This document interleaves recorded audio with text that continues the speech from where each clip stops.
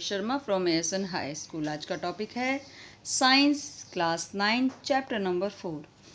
इस चैप्टर की last video में बताया था एटम के बारे में, एटम के स्ट्रक्चर के बारे में। किसने? एटम के सब पार्टिकल्स कौन कौन से होते हैं, इलेक्ट्रॉन, प्रोटॉन, न्यूट्रॉन। फिर उसके बाद हमने एटम के स्ट्रक्चर को देने वाले साइंटिस्ट की अलग अलग स्टडी की। जैसे कि सबसे पहला मॉडल दिया गया था थॉमसन का मॉडल ऑफ एटम, जिसे कहते हैं केक एंड पुडिंग मॉडल या फिर वाटरमेलन मॉडल।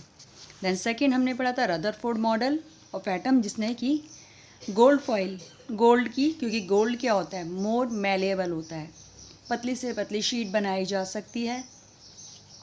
उसके बेस पे हमने गोल्ड फॉइल यूज़ की। गोल्ड फॉइल यूज़ करने के बाद उस पर अल्फा पार्टिकल्स की बम्बार्डमेंट की, उससे कुछ रिज़ल्ट निकाले गए। क्या?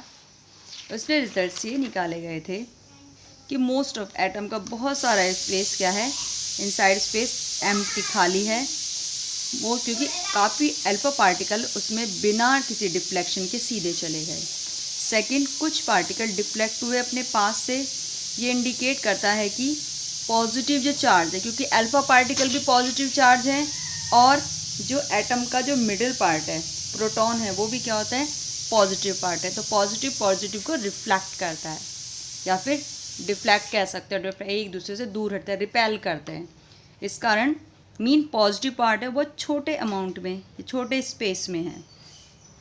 देन वेरी स्मॉल फ्रैक्शन, बहुत ही कम, very small fraction of alpha particles 180 degree से डिफ्लेक्ट हुए। मतलब पॉजिटिव चार्ज है गोल्ड एटम के अंदर, कुछ पॉजिटिव चार्ज है जो कि बिल्कुल मिडिल में, बहुत स्मॉल वॉल्यूम में एटम के अंदर पाया जाता है। ठीक है, फिर इनकी कुछ लिमिटेशंस आ गई। जैसे इन्होंने ये तो कहा कि इलेक्ट्रॉन रिवॉल्व करते हैं एटम के चारों ओर, बट अगर कोई भी ऑब्जेक्ट मूवमेंट करता है, मोशन में है, तो लगातार एक फोर्स उसको रोकने की कोशिश करती है, दिस इज़ फ्रिक्शन। मीन अगर उस पर फ्रिक्शन कर रहा है तो धीरे धीरे इलेक्ट्रॉन रुक जाना चाहिए, मीन अस्तित्व ही खत्म हो जाना चाहिए। इट्स मीन कोई भी मैटर फिक्स नहीं रहेगा और धीरे धीरे डिके होता चला जाएगा, पर ऐसा तो नहीं है। इट्स मीन वो इसको डिस्कवर नहीं कर पाए। चलो, फिर आए बोर एंड बरी। इन्होंने अपना रूल दिया था 2n² का, 2n² मॉडल दिया था। इनके अकॉर्डिंग किसी भी ऑर्बिट में जो इलेक्ट्रॉन्स है प्रोटॉन के या फिर न्यूक्लियस के चारों ओर डिफरेंट क्लासेस में रिवॉल्व करते हैं, और इन क्लासेस में रिवॉल्व करने पर ना तो एनर्जी रिलीज़ होती है और ना ही यूज़ होती है। इसलिए नो एनी फ्रिक्शन, कोई फ्रिक्शन नहीं पाया जाता, इसलिए एटम स्टेबल होता है। राइट, क्लासेस को नाम दिए गए। फर्स्ट क्लास न्यूक्लियस, मिडिल में प्रोटॉन और न्यूट्रॉन होते हैं। पॉजिटिव चार्ज होता है प्रोटॉन पर, न्यूट्रॉन पर कोई चार्ज नहीं होता। इलेक्ट्रॉन पर होता है नेगेटिवली चार्ज, और लगातार वो क्लासेस में रिवॉल्व करते हैं। First class KLMN। अब इन क्लासेस में कितने इतने इलेक्ट्रॉन रह सकते हैं, इसलिए इसके लिए इन्होंने अपना फॉर्मूला था 2n², यहाँ पर n क्या है, नंबर ऑफ क्लास। K के लिए n की वैल्यू 1, L के लिए n की वैल्यू 2। तो इसके अकॉर्डिंग K क्लास में हद से हद 2 इलेक्ट्रॉन रह सकते हैं, L में 8, 3 में 18 और 4 में 32। इतने इलेक्ट्रॉन रह सकते हैं। Just clear? चलिए, अब हम एक सब एटॉमिक पार्टिकल, अब हमने इलेक्ट्रॉन प्रोटॉन के बारे में पढ़ लिया। फिर आए न्यूट्रॉन। न्यूट्रॉन की डिस्कवरी की थी चैडविक, 1932 में चैडविक ने की थी, जिस पे कोई चार्ज नहीं था, पर उसका मास कुछ प्रोटॉन के बराबर था, एग्जैक्टली प्रोटॉन के बराबर नहीं था, कुछ प्रोटॉन के बराबर था। उसे नाम दिया गया न्यूट्रॉन।